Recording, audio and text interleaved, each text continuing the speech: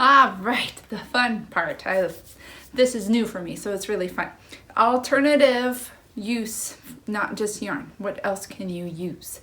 So you can use old clothing, you can use old sheets, you can use just regular scrap fabric that you have on hand. Well, you could use a lot of things. Basically, it's just a trial and error, just like a lot of things with punch needle. What can you use and what can't you use? The things that I have found that work really well is this is a linen blend fabric that I made pillows out of, so it's scrap fabric for me. And it punched up really nicely. So I will show you kind of how to use those kind of fabrics. And this is cotton sheets, 100% cotton sheets from IKEA that we got for my kids, and we weren't using them, and so I have been stripping them and using them in my art pieces. And it has that frayed look to it. It just really adds some depth and texture to your piece of art in a really, really cool way. So how do you get the strips? If you have 100% cotton, like these sheets are, you can rip it, and that's what I've been doing. It will rip straight down the grain, so it's nice and easy to get a bunch of strips pretty easily.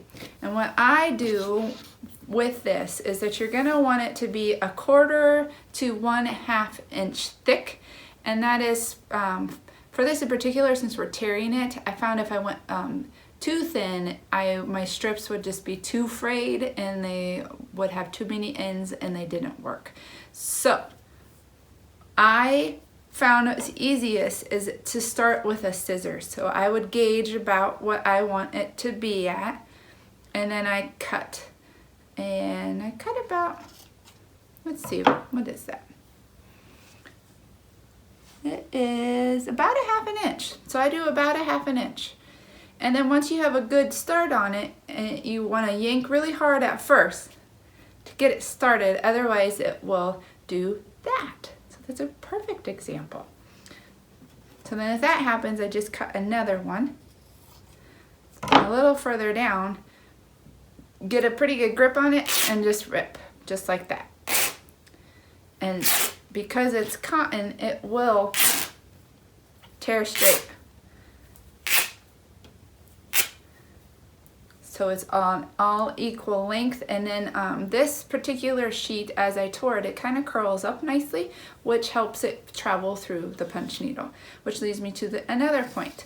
Whenever you're testing it, be sure to test how big you want it to be, because each fabric is going to be different. You can't really have an all it works for everything. So once you get a piece about the size you want it, then test it to make sure it's going to stay in the fabric or not. So that is a 100% cotton sheet. And then this is linen blend, Kaufman Essex, I believe. It's linen fabric. And for fabric like this, you will want to cut it. And what I do to cut this fabric is that I have folded it, so this is my long side, and I fold it in half and fold it in half again.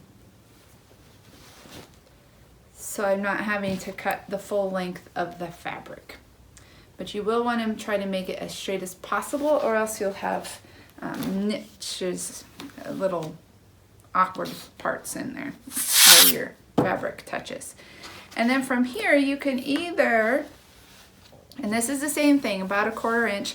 If you have a really, really thick piece of material like a wool, you definitely want to stick to 1/4 inch. Anything thicker than that will probably be too big for your punch needle too. It has to travel freely through the punch needle too.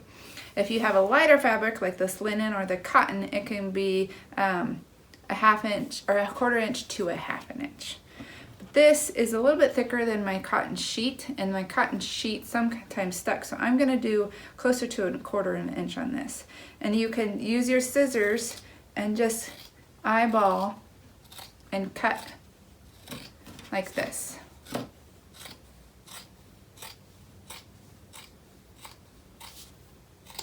And then you have your long strip of fabric. And you will want to test that again. Another way of doing it is keep it folded like this. And you can use a cutting mat with a rotary cutter. So you get about your 1/4 inch, and this would make more even. They would be all the same. And then you just simply cut. And the amount of fabric that you can do might depend on the sharpness of your tool. And then you just do a bunch of those, and you can use them to punch needle.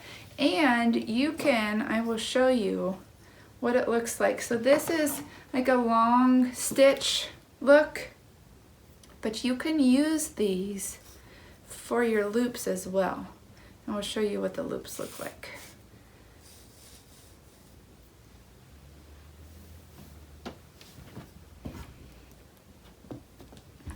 So if you want to work from the back of your piece like this,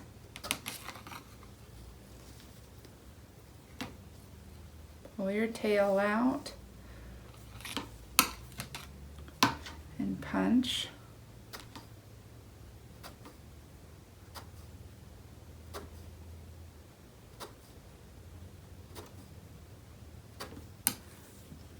The loops look like that. And the thicker your material, the different it will look. So that's another thing you want to test. And it's a really pretty look in itself. And that is their loops, but yet they're not perfect, and they have strands, and they are just, I think, super cute. So that is using alternative materials, and you can go to your thrift store to find different things, or use sheets you're not using, or tablecloths, or anything like that, or curtains. So have fun.